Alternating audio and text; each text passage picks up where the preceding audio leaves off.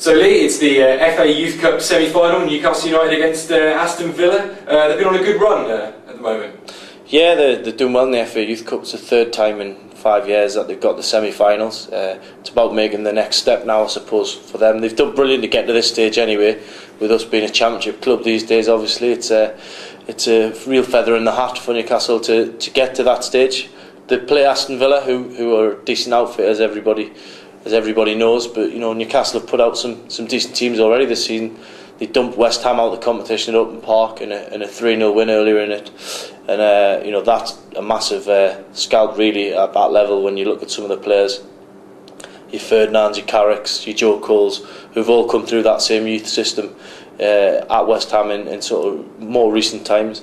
So I think they're going against Aston Villa with every confidence. There's a lot of players to look out for. You've got the striker, the lad from Albion, Phil Airy. He's got a lot of goals this season, 15 or 16 goals, done ever so well. Samuel Adje, young Swedish lad, scored a couple of absolute corkers in the last round against Crystal Palace at St James's Park. You've got Jack Anick, the young goalkeeper, who's been a revelation really for a 16-year-old coming through. Jeff Henderson at the back seems to keep it tight. And James Tavernier, a player who's already played on the first team stage, of course, at Peterborough in the Carling Cup earlier this season. So there's a lot to look out for. I think if Newcastle can go down Villa Park, get a respectable result, even if they lose by 1 goal, bringing them back up to St James's Park will be fantastic at that stage, because the game's on a Friday night. So I would fancy a decent crowd for that. Newcastle United over the last sort of 10 years haven't necessarily been known as a club that have brought through a lot of youth players, but we're now with the likes of Andy Carroll and Thomas Kadar coming through. That's got to be a huge carrot to those youngsters. Yeah, I think there's plenty of encouragement. I mean, you could go back to the 1985 Youth Cup team, which produced Paul Gascoigne, of course, one of the best players in the world. I think no one will forget that. But as you say, more recently, Andy Carroll is a graduate of a team that done well in the FA Youth Cup, and that sort of experience certainly didn't do him any harm. He's got plenty of goals at first team level this season, and he's pushing on for England honours, which is brilliant. Fraser Forster's another one who was from that setup, and he's been on loan at Norwich this season, but he's picked up so much experience, and he's a future goalkeeper at this club. It's as simple as that. So the precedent's been set. If you do well in the FA Youth Cup, there's first team opportunities certainly around the corner, and not only that, it's a prestigious trophy. You look at the players who've won it, the Neville brothers, David Beckham, George Best, Bob Moncur, Ryan Giggs, Wayne Rooney, Joe Cole. The list just goes on and on and on, and I just think it's a massive competition that people do get excited about.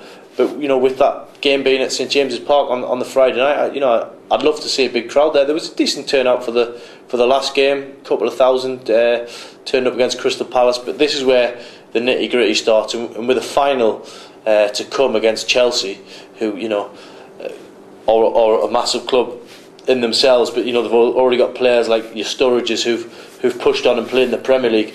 Then this is a massive occasion for Newcastle United. And we all know that how success breeds success, and the fact that the first team have now managed to secure promotion, that's got to give them a lift as well, hasn't it?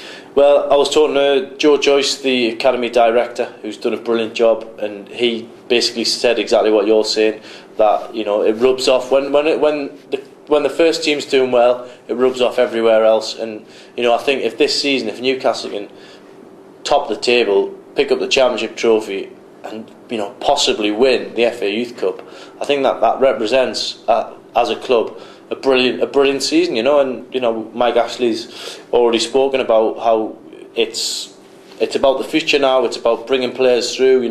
It's a different game in his eyes in terms of bringing raw players from Europe, bringing them in, giving them sort of academy experience, and bringing them through the reserves. Samuel Adje is a really good example of that, the big Swedish lad. He reminds me of Cristiano Ronaldo. No pressure on him, of course, but that's the sort of thing that Newcastle United are doing these days. And if they can pull it off, then that's great. You've only got to look at Arsenal, who've done similar things. I think Fabregas was sort of poached almost from Barcelona, and he's went on to be an absolute megastar. I'm not saying Newcastle are going to go on and be an Arsenal in that way, but the idea's definitely got to be there. And in football these days, you've got to look at cheaper ways of bringing players through. You cannot really rely on being a Manchester City where you're throwing millions and millions of pounds at it. Newcastle have made monumental errors in the transfer market. £8 million for the likes of Boomsong, Albert Luque. Money's been wasted, and they're still paying now for those sort of mistakes.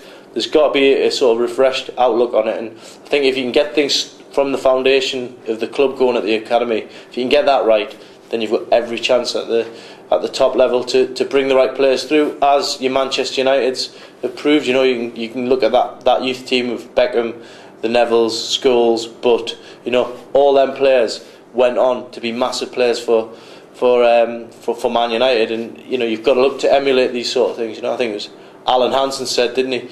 You don't win anything with kids. Well, maybe that's completely wrong.